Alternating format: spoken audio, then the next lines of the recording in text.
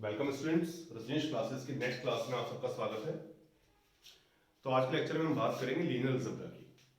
Linear algebra के ऊपर अब तक दो क्लास हो चुकी हैं। पहली क्लास में हमने डिफाइन किया था कि वेक्टर स्पेस क्या हुआ करता है। तो उसमें मैंने आपको बताया था कि V एक सेट ऑफ वेक्टर्स अगर किसी फील्ड के ऊपर कुछ प्रॉपर्टीज को सेटिस्फाई कर जाता है तो उसे हम वेक्टर स्पेस कहा करते हैं। इसके बाद उससे नेक्स्ट लेक्चर में हमने कुछ सेट्स को दिए गए फील्ड के ओवर वेक्टर स्पेस शो करना सीखा था।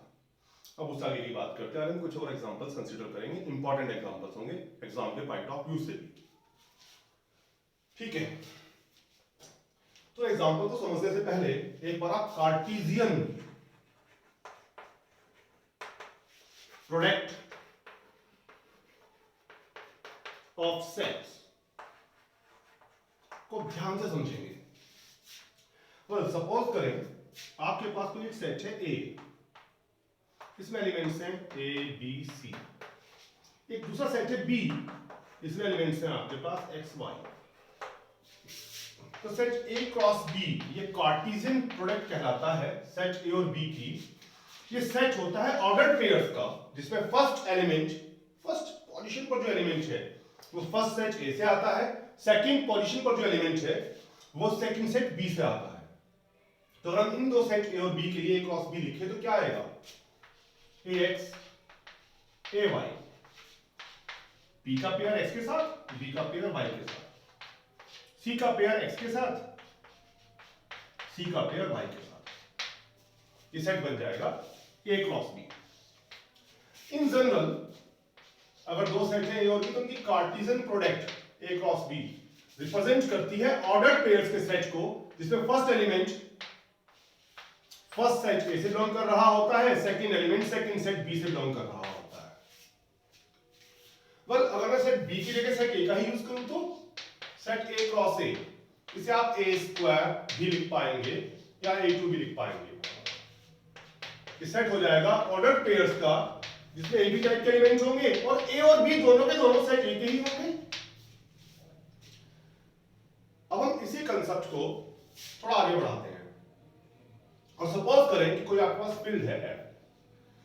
अगर F फील्ड है तो F2 से ऐसे या ऐसे हमारी सेंस रहेगी एक सेट ऑर्डर्ड पेयर्स का, जिसमें ऑर्डर्ड पेयर रहेंगे XY टाइप के, जिसमें X भी सेट F का होगा और Y भी, दोनों के दोनों फील्ड F के एलिमेंट रहेंगे। इन जनरल अगर आप F क्रॉस F 3 टाइम्स करेंगे तो इसे हम F3 भी लिख पाएंगे। यह सेट होगा ट्रिपलेट्स का, इसमें X Y Z टाइप के पेयर्स आएंगे, जहां पर X B Y B Z B तीनों के तीनों एलिमेंट्स होंगे सेट F के, फील्ड F के। यहां मैं F को फील्ड यूज कर रहा हूं। तो इन जनरल हम Fn तैयार करते हैं। Fn को आप ऐसे ऐसे लिख पाएंगे। तो इसमें एलिमेंट्स आएंगे x1 x2 x3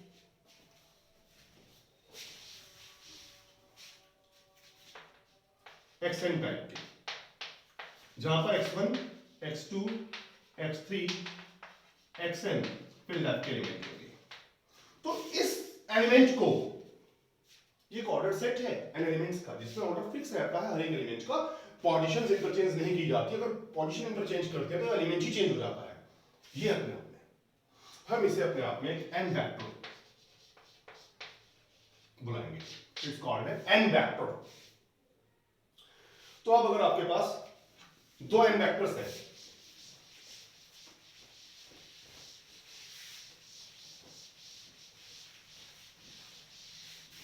सपोज करें एक n वेक्टर आपके पास x है, तो ये अपने आप में एक सेट होगा ऑर्डर्ड सेट, जिसमें n एलिमेंट्स रहे होंगे x1 x2 x3 xn type के। एक दूसरा n वेक्टर है आपके पास y y1, ये भी एक ऑर्डर सेट होगा। सपोज इसमें एलिमेंट्स हैं y1 y2 y3 yn type के। अगर आप x और y को ऐड कर दें तो इनका एडिशन ऐसे डिफाइन होता है कि जो एलिमेंट सेम पोजीशन पर है वे आपस में ऐड हो जाएंगे यानी कि x1 ऐड होगा y1 में, x2 ऐड होगा y2 में, x3 ऐड होगा y3 में, xn ऐड होगा yn में। Same is true for subtraction. अगर आप सब्ट्रैक्ट करते हैं तो उसके लिए भी यही ट्रू रहेगा। x1 से y1 सब्ट्रैक्ट होगा, x2 से y2, x3 से y3, xn से yn। अब सपोज करें कि कोई स्केलर नंबर है, स्केलर। अब देखिएगा, ये वेक्टर जो बताया मैंने आपको, n वेक्टर अपने आप में, ये किसका एलिमेंट है अपने आप में? fn का, जहां पर f कोई फील्ड है। तो fn में तो हो गए भैया n vectors, x1, x2, x3, xn type के, जहां पर x1 भी, x2 भी, x3 भी, ये सब के सब क्या रहे होंगे? एलिमेंट्स फील्ड f के।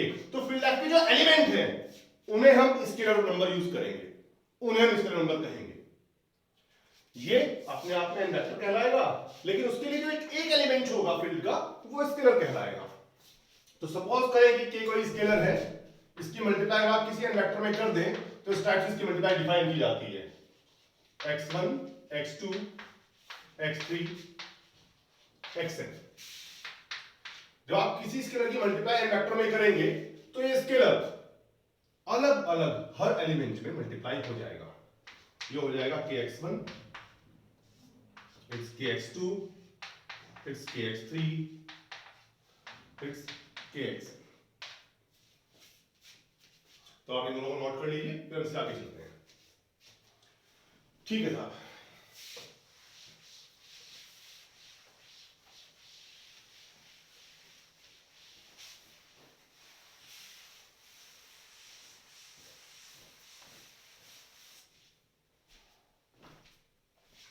तो अगला एग्जांपल है, इसी के ऊपर बहुत बहुत इंपॉर्टेंट एग्जांपल है, इसका हम बहुत ज्यादा यूज करने वाले हैं।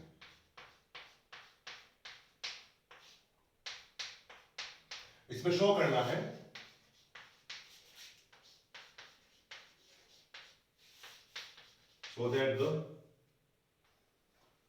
so that fn तो क्लियर है आपको?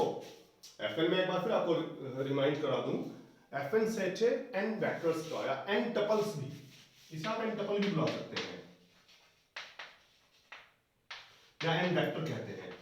जितने भी n वेक्टर्स बनेंगे, x1, x2, xn टाइप के ऑर्डर सेट बनेंगे, वो सब इसके अंदर है, जहां पर अपने आप में x1, x2, xn field f के एलिमेंट है। Show that fn is a vector space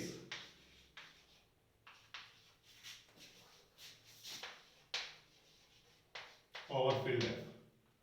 इसमें हमें शो करना है कि fn जो है अपने आप में एक वेक्टर स्पेस है फील्ड f के ऊपर। तो आप पहले बता दें कि भाई हमें पता है fn क्या है। we have fn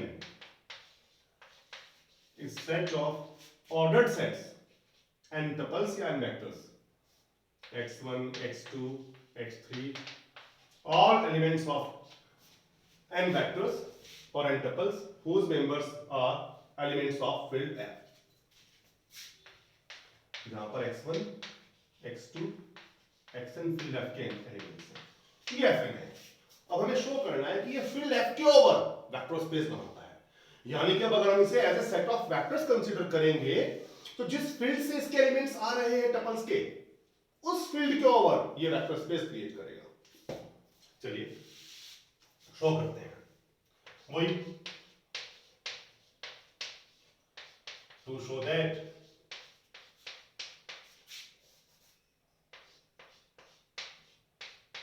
fn is a vector space,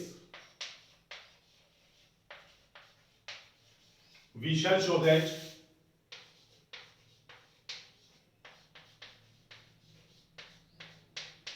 fn satisfies following postulates। ये शो करने के लिए कि fn अपने आप एक वेक्टर स्पेस है, हम शो करेंगे कि fn इन postulates को सेटिस्फाई करता है। पॉस्टलेट्स क्या थे? V1 की Fn को अपने आप में एडिटिव एब्लिन ग्रुप होना चाहिए, V2 था Fn क्लोज होना चाहिए स्केलर मल्टीप्लिकेशन के लिए। फिर V3 में 4 प्रॉपर्टी थी जिसमें डिस्ट्रीब्यूशन लॉ और एसोसिएटिविटी ऑफ स्केलर मल्टीप्लिकेशन और यूनिटी से स्केलर के मल्टीप्लाई करके वेक्टर फंक्शन ड्रा करते हैं। तो स्टार्ट करते हैं।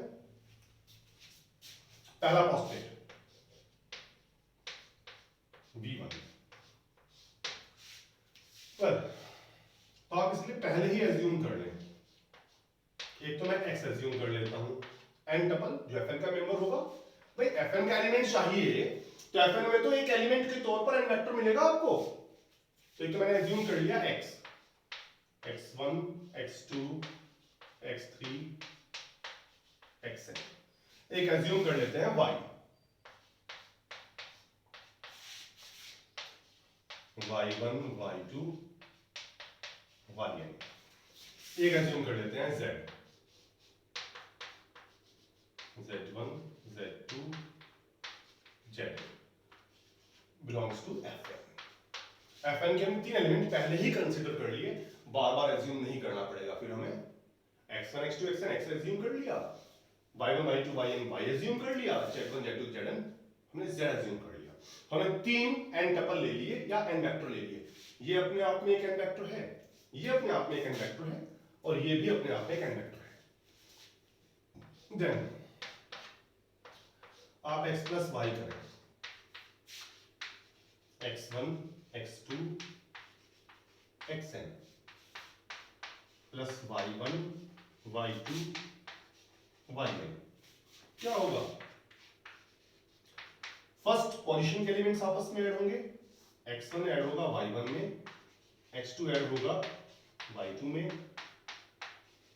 xn ऐड होगा y में। अब ये बात थोड़ी बारीकी से समझने की है। ये अपने आप में एक n वेक्टर है Fn का, लेकिन जो ये एलिमेंट्स हैं x1 हुआ, x2 हुआ, xn हुआ, ये तो फील्ड F के मेंबर्स हैं। अगर ये फील्ड F के मेंबर्स हैं तो फील्ड तो क्लोज्ड है। भाई x1 x2 xn भी F के हैं, y1 y2 yn भी F के हैं, तो x1 प्लस y1 F का तो मेंबर रहेगा, x2 प्लस y2 वो भी F का मेंबर होगा, xn प्लस yn वो भी F का मेंबर होगा। F के मेंबर को लेकर अगर आप n टपल बनाते हैं तो वो कहां बिलोंग कर रहा है? Fn के अंदर। F के एलिमेंट्स को लेकर जितने भी n वेक्टर्स बनेंगे वो Fn कंसिस्ट करेगा, Fn कंटेन करेगा।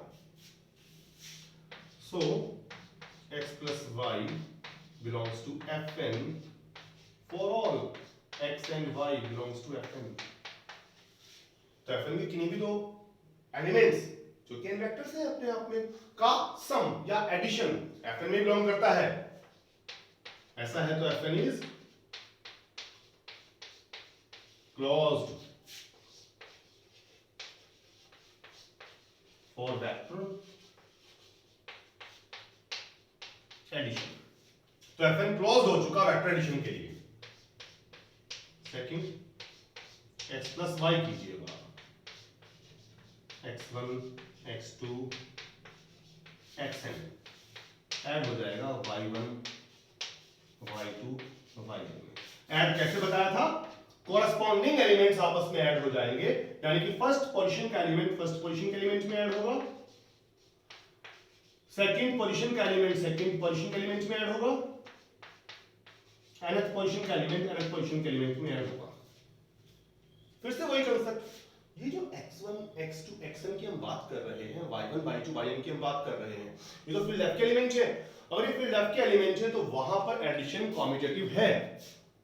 अगर वहां पर एडिशन कॉम्यूटेटिव है तो x1 प्लस y1 को लिखा जा सकता है y1 plus x1, x2 plus y2 को लिखा जा सकता है y2 plus x2, xn plus yn को लिखा जा सकता है yn प्लस xn। मैं यही करता हूं यहां पे, y1 plus x1 y2 plus x2 yn plus xn। अब इस सम को अगर मैं ब्रेक करूं तो कैसे लिखा जा सकता है? y1 y2 yn plus x1 x2 xn। वही तो आ रहा है वापस। और ये क्या हुआ? Vector y n double n vector. ये क्या हुआ? Vector x।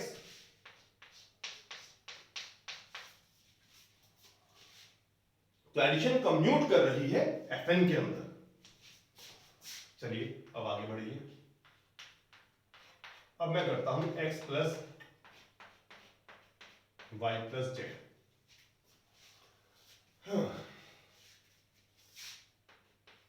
x क्या है? x1 x2 xn plus y y1 y2 yn plus z क्या है? z1 z2 zn। तो साहब x1 x2 xn प्लस पहले दोनों पेयर्स आपस में ऐड होंगे तो वही कॉरस्पॉन्डिंग एलिमेंट्स आपस में ऐड हो जाएंगे। क्या आएगा? y1 plus z1 y2 plus z2 yn plus zn।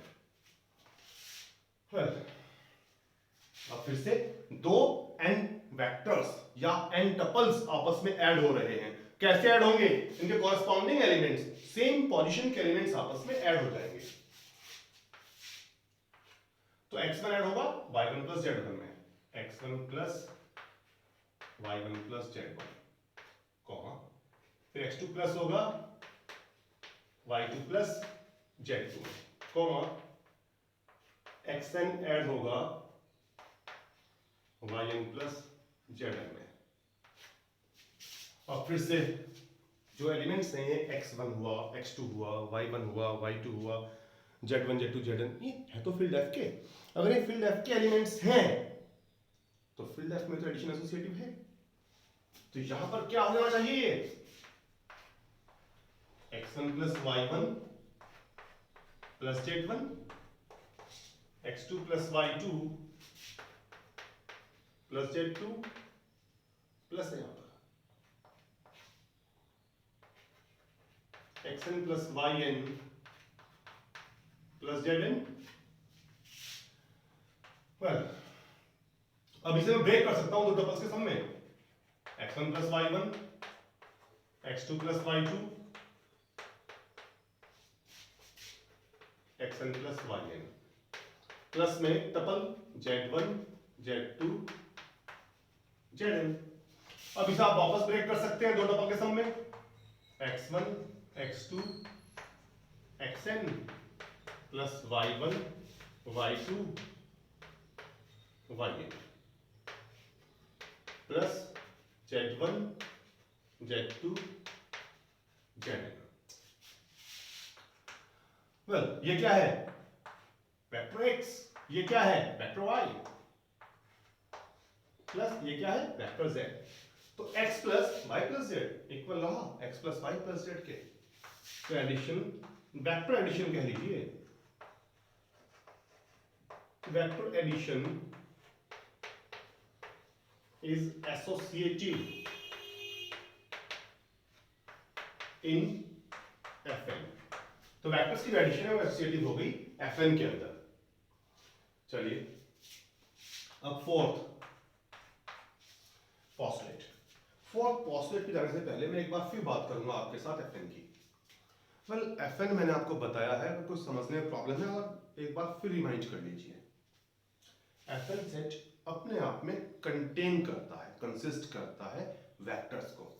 इन्हें आप n वेक्टर या n टपल भी कह सकते हैं, या सिंपली वेक्टर बुला लीजिए आप। अभी वेक्टर्स कंटेन करता है। वेक्टर अपने आप में एक ऑर्डर सेट हुआ जिसमें n एलिमेंट रहेंगे, फर्स्ट पोजीशन पे, सेकंड पे, थर्ड पे।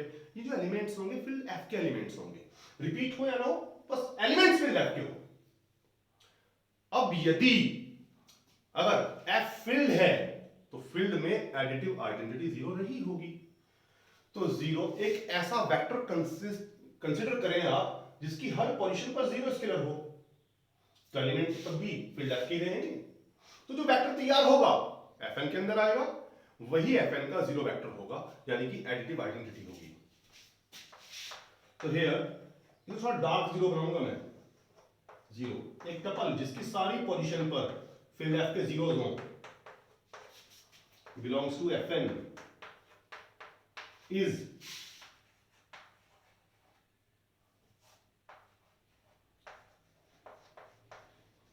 Zero vector of F N, ये जीरो वेक्टर होगा एफ एन का। क्यों होगा? सिंस इसे आप किसी भी एक्स में ऐड करें, 0 0 0 ऐड हुआ एक्स में, यानी x1 x2 xn में, तो सेम पोजीशन के एलिमेंट्स ऐड होंगे। 0 ऐड होगा x1 में, 0 ऐड होगा x2 में, 0 ऐड होगा xn में। क्या रहा ये? x1 x2 xn, ये क्या है? Vector x। तो जीरो वेक्टर को किसी भी वेक्टर में ऐड कर देने पर वेक्टर अनचेंज रहता है, तो ये सेट की एडिटिव आइडेंटिटी बन जाता है, यानी कि जीरो वेक्टर बन जाता है।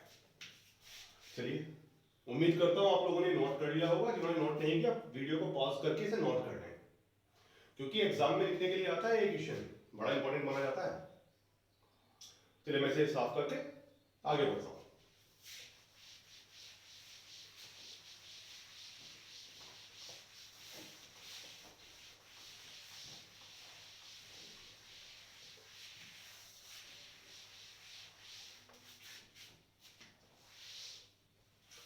ठीक है, तो चार पोस्टलेट हो चुके हैं Fn को एडिटिव एबेलियन ग्रुप शो करने के लिए, जीरो वेक्टर दिखाया जा चुका है।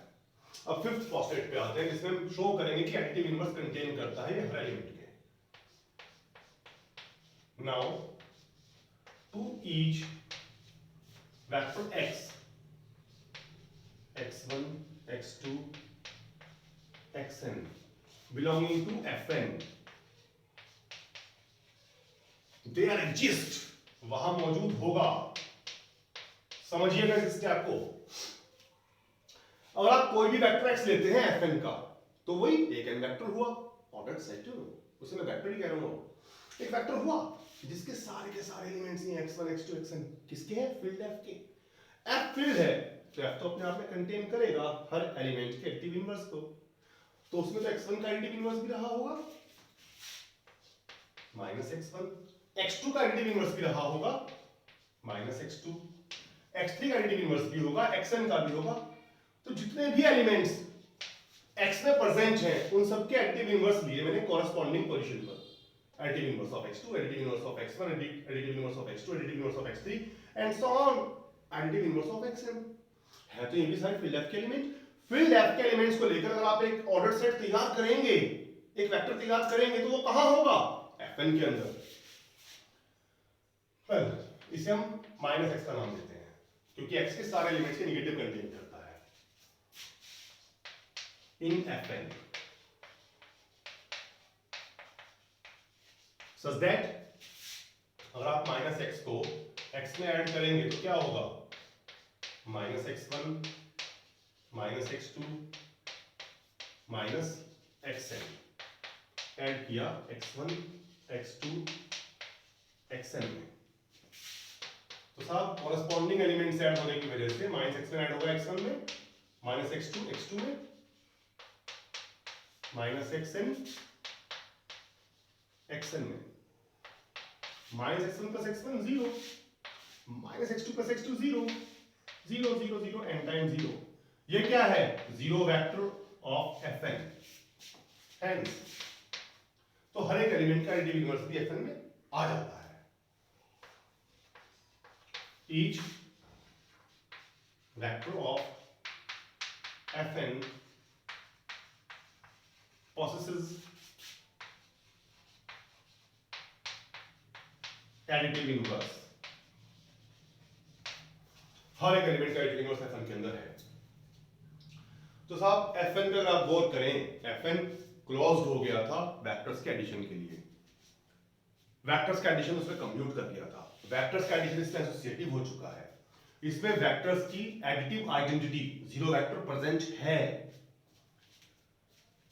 हर एक एलिमेंट का एडिशन के लिए, एडिशन के रिस्पेक्ट में इनवर्स इस सेट के अंदर है, ऐसा है। तो Fn is an additive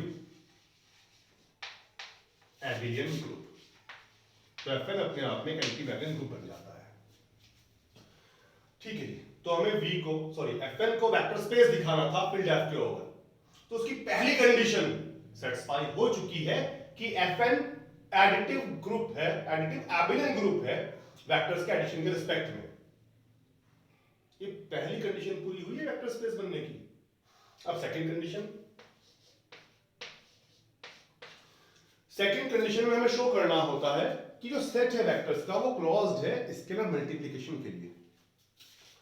तो लेट हम नेक्स्ट कोई भी वेक्टर लेते हैं, वही x1 x2 xn fn का। ध्यान रहे ये बात कि x1 भी x2 भी xn भी f के मेंबर्स हैं सारे हैं। एंड के कोई एक स्केलर लेते हैं फील्ड f का, हम fn को फील्ड f के ओवर वेक्टर स्पेस दिखा रहे हैं, तो fn का वेक्टर ले लिया, f का हमने स्केलर ले लिया। देन kx क्या आएगा, k x1 x2 xn, जो मैंने आपको डेफिनेशन दी थी अभी वेक्टर और स्केलर की मल्टीप्लाई की, उसके मुताबिक क्या बन जाएगा ये kx1 kx2 kxn। अब प्रश्न ये उठता है कि x1 भी f का था, k भी f का है, f तो फील्ड है, f अगर फील्ड है तो क्लोज्ड रही होगी स्केलर मल्टीप्लिकेशन के लिए, तो kx1 एलिमेंट बनता है फील्ड f का। सेम x2 भी फील्ड f का एलिमेंट है, k स्केलर है फील्ड f का, ये भी एलिमेंट फील्ड f का ही है, तो kx2 f के क्लोज्ड होने के कारण फील्ड f का एलिमेंट, kx3 ऐसे ही फील्ड f का एलिमेंट, kxn ये भी फील्ड f का एलिमेंट। फील्ड f के एलिमेंट्स को लेकर अगर कोई n टपल या n वेक्टर तैयार होता है तो कहां बिलोंग करता है, fn के अंदर। तो fn के किसी वेक्टर की फील्ड के किसी स्केलर में मल्टीप्लाई करो, जो वेक्टर आता है fn में रहता है, ऐसा है तो fn is closed for scalar multiplication. fn set closed हो गया स्केलर मल्टीप्लिकेशन के लिए। चलिए आगे बढ़ते हैं। ठीक है जी, तो दो पोस्टलेट सेटिस्फाई हो चुके हैं हमारे। क्या क्या, fn जिसे वेक्टर स्पेस दिखाना है फील्ड f के ओवर, ये पहली कंडीशन सेटिस्फाई कर चुका है कि ये एडिटिव एबिलियन ग्रुप है फील्ड f के ओवर, एक एडिटिव एबिलियन ग्रुप है। सेकंड पोस्टलेट सेटिस्फाई कर चुका है कि ये क्लोज्ड है स्केलर मल्टीप्लिकेशन के लिए। अब third and last postulate,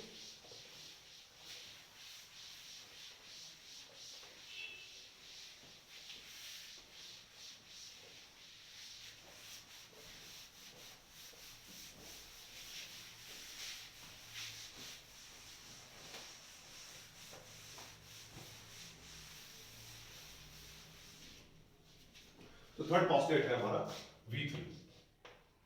v3 show करने के लिए मैं पहले ही दो स्केलर मान लेता हूं, a और b फील्ड f के, एंड दो वेक्टर्स मान लेता हूं x x1 x2 xn, एक y मान लेता हूं y1 y2 yn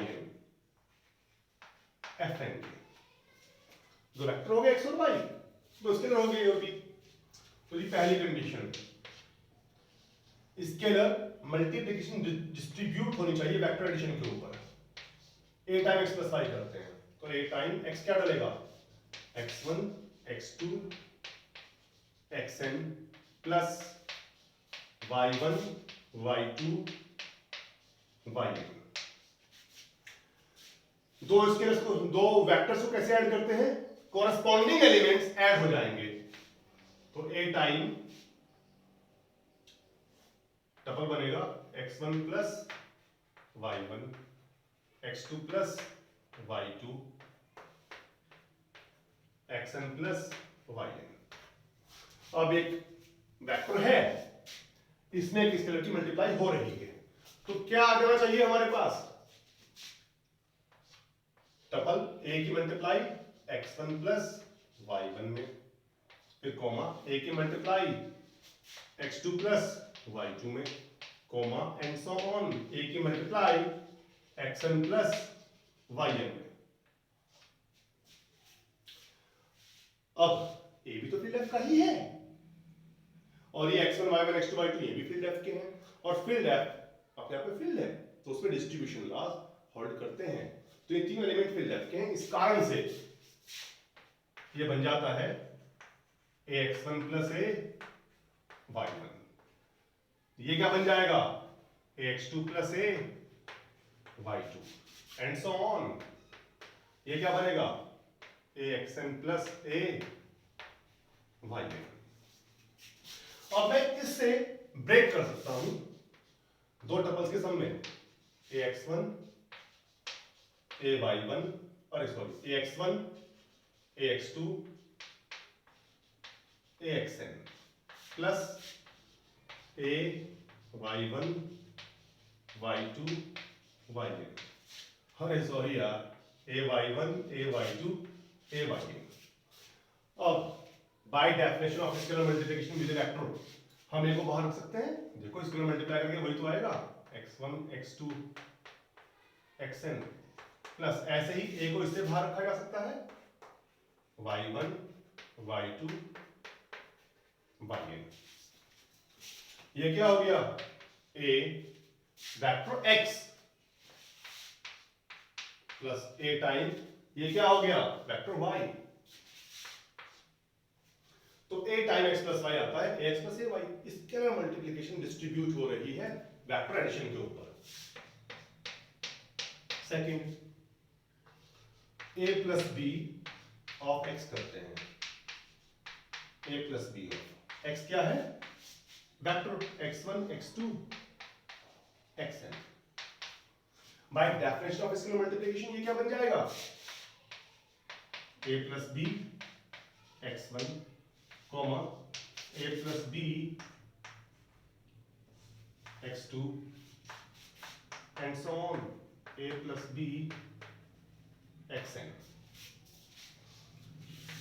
वेल अब वही a b b b x1 x2 xn सब के सब फील्ड f के एलिमेंट हैं। फील्ड f के एलिमेंट है तो वहां पे तो भैया मल्टीप्लाई डिस्ट्रीब्यूट होती है एडिशन के ऊपर। तो ये क्या बन जाएगा ax1 plus b x1 ax2 plus b x2 and so on axn plus b xn। अब इसे हम दो वेक्टर्स के सब की फॉर्म में रिजॉल्व कर लेते हैं।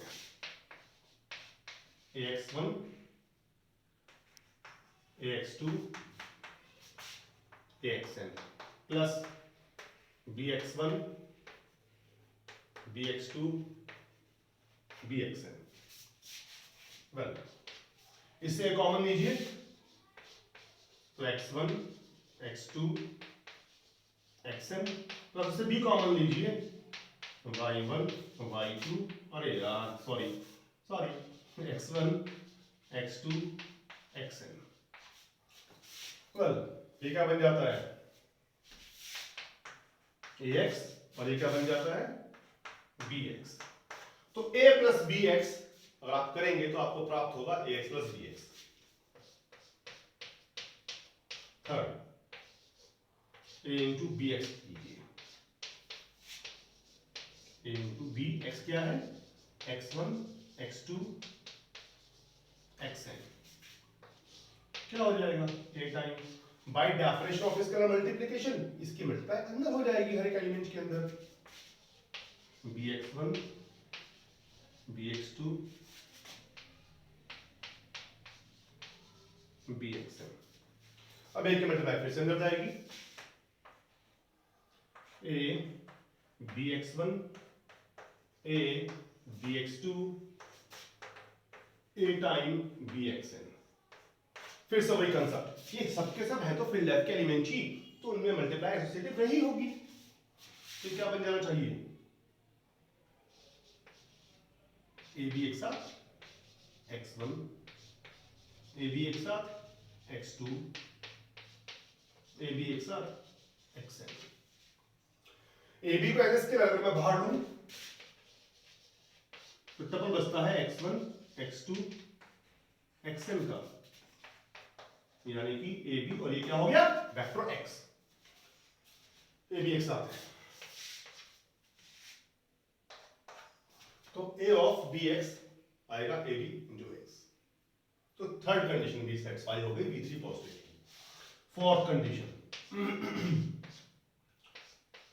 If 1 is unity of field F, अगर 1 यूनिटी रहा हो फील्ड F की, तो हमें दिखाना है कि Fn के वेक्टर 1 की स्केलर मल्टीप्लाई के बाद अनचेंज रहेंगे। 1 इंटू एक्स कीजिए, फील्ड F की यूनिटी की किसी भी वेक्टर में मल्टीप्लाई करें, 1 इंटू x1 x2 xn, क्या बनाएगा, 1 के अंदर मल्टीप्लाई हो जाएगी, 1x1 1x2 1 इंटू xn, ये x1 x2 xn तो फील्ड F के एलिमेंट्स हैं मेरे भाई, ऐसा है। तो 1 into x1 x1 1 into x2 x2 1 into xn xn, वापस x रिपीट तो हो गया, तो 1 इंटू x x रहता है। ऐसा है तो Fn ने सारी कंडीशन सेटिस्फाई कर ली फील्ड F के और वेक्टर स्पेस बनने की, तो हम कह सकते हैं hence Fn F is a vector space, Fn F जो है वेक्टर स्पेस है। तो आप ऐसे ही शो कर सकते हैं, F के लिए कोई भी फील्ड चेंज किया जा सकता है, Rn R के ओवर वेक्टर स्पेस होगा, Rn में क्या एलिमेंट होंगे, इसमें n वेक्टर्स होंगे जिसकी एंट्रीज रियल नंबर रहेंगी, Cn C के ओवर वेक्टर स्पेस होगा और Cn R के ओवर भी वेक्टर स्पेस बन जाएगा। तो ऐसे कुछ एग्जांपल्स हैं, आपकी टेक्स्ट बुक्स में होंगे, टेक्स्ट बुक आप किसी भी पब्लिकेशन की यूज कीजिए, मैं वैसे प्रगति पब्लिकेशन रिकमेंड करूंगा आपको, अच्छी बुक है, उसमें अच्छी सीरियल वाइज दिए हुए हैं एग्जाम के क्वेश्चंस, तो आप उसके ऊपर क्वेश्चंस ट्राई करें, एग्जांपल्स ट्राई करें, और नेक्स्ट लेक्चर में हम आगे बढ़ेंगे, सब स्पेस की बात करेंगे। और अगर आपको कोई भी डाउट आता है किसी भी तरह का इन प्रॉब्लम्स में, तो आप मुझे कमेंट बॉक्स में कमेंट करके पूछ सकते हैं, मैं उसका रिप्लाई दूंगा। तो अगले लेक्चर तक गुड बाय।